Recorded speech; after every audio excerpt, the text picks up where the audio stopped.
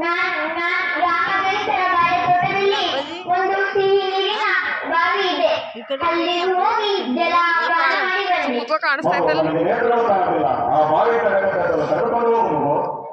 ಅಯ್ಯೋ ಪರಮಾತ್ಮ, ಇವರಿಗೆ ತೋರಿಸದ ಯುದ್ಧ ಪಕ್ಷದಲ್ಲಿ ಇವರು ಪ್ರಾಣ ಸಹಿತ ಉಳಿಯುವುದಿಲ್ಲ. ಏನು ತಾನೇ ಮಾಡಲಿ? ನಾನೇ ಕರೆದುಕೊಂಡು ಹೋಗುತ್ತೇನೆ. ಬನ್ನಿ ಸ್ವಾಮಿ, ಇಲ್ಲೇ ಕುಳಿತುಕೊಂಡು ಜಲಪಾನ ಬನ್ನಿ ಸ್ವಾಮಿ, ಇಲ್ಲೇ ಕುಳಿತುಕೊಂಡು ಜಲಪಾನ ಮಾಡಿ ಬನ್ನಿ.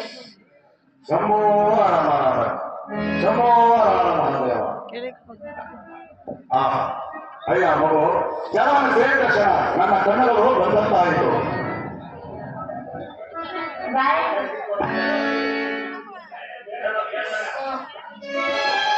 ಅಯ್ಯ ಮಗು, ನನಗೆ ತುಂಬಾ ಆಗುತ್ತಿರುವುದು. ಅಲ್ಲೇ ನೋಡು, ಆ ಬಾಳೆಹಣ್ಣಲ್ಲಿ ತುಂಬ ಬಾಳೆಹಣ್ಣು ಹಣ್ಣು ಆಗಿರುವುದು. ಅದನ್ನು ಕಿತ್ತುತ್ತಾ ನಿನಗೊಂದು ಚುಪ್ಪಾಗುವುದು, ನನಗೊಂದು ಚುಪ್ಪಾಗುವುದು.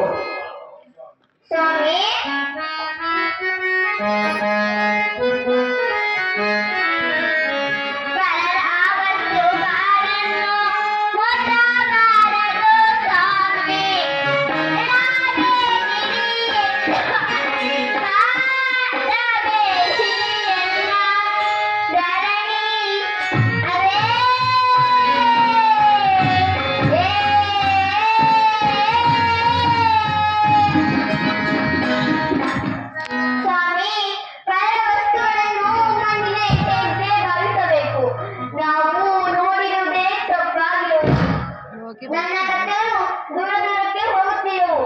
ನಾನಿನ್ನು ಬರುತ್ತೇನೆ.